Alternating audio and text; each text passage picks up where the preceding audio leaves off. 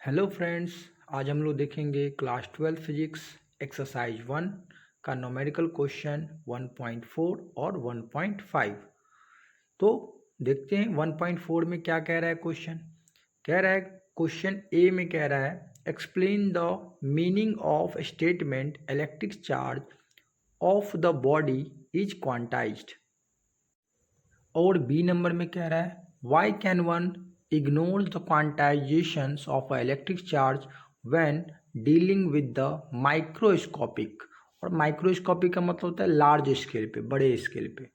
ठीक है, तो आइए देखते हैं इसको कैसे हम लोग सॉल्व कर सकते हैं।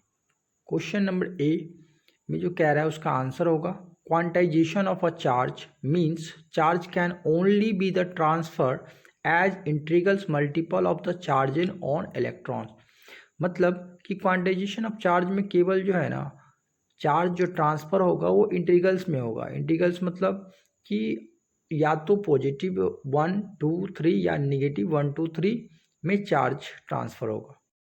फॉर्मूला देखें तो Q equal to plus minus of N E होता है, जहाँ जो है n एक इंटीजर ऑफ मल्टीपल है और n कुछ भी हो सकता है, 1 2 3 4 हो सकता है। और बी नंबर में कह रहा है कि will dealing with the large scale of charge value of n is very large and e is very small, so charge q behave as if it is continuous, thus we ignore the quantization of a charge in a large scale। जब हम लोग charge बहुत बड़ा रखते हैं ना तो n का वैल्यू भी बहुत बड़ा हो जाता है और जो E है यानी इलेक्ट्रिक चार्ज है वो बहुत कम हो जाता है। इसीलिए इसे हम लोग क्या समझते हैं, as a continuous of a charge में इग्नोर किया जाता है चार्ज को लार्ज स्केल पे। और क्वेश्चन नंबर 5 में हम लोग देखते हैं क्वेश्चन क्या कह रहा है। When a glass rod is rubbed with the silk cloth charge appear on a both a similar phenomenas is observed with the many other pairs of the bodies. Explain how the observations is consistent with the law of the conservation of charge।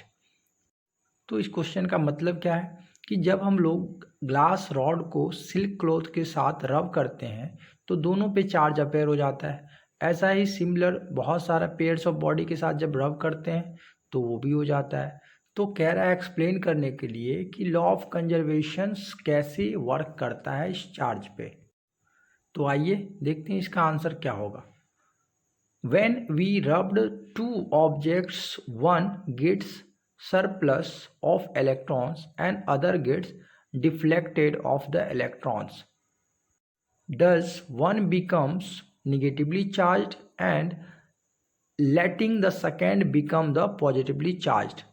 And this here's charge is neither created or nor destroyed, only transfer of charge occurred। इसका मतलब ये है कि जब दो object को रब किया जाता है तो एक पे सरप्लस हो जाता है। सरप्लस का मतलब होता है चार्ज का गेन होना, ठीक है, और दूसरे को वो एक चार्ज का गेन होता है और दूसरे को वो मजबूर कर देता है कि वो क्या हो, उसका चार्ज लॉस हो। ठीक है, इसलिए हम कह सकते हैं कि जब किसी दो ऑब्जेक्ट में से एक ऑब्जेक्ट पे चार्ज प्लस होगा तो दूसरा ऑटोमेटिक माइनस हो जाएगा। तो हम लोग कह सकते हैं कि चार्ज का कंजर्वेशन हो रहा है और हमें पता है कि कंजर्वेशन में चार्ज ना तो डिस्ट्रॉय होता है और ना ही क्रिएट किया रखता है, ये बस एक फॉर्म से दूसरे फॉर्म में ट्रांसफ़र होता है। ठीक है, उम्मीद करते हैं दोस्तों आपको समझ में आया होगा। अगर फिर भी कोई डाउट हो तो आप मैसेज कमेंट बॉक्स में कर सकते हैं। धन्यवाद।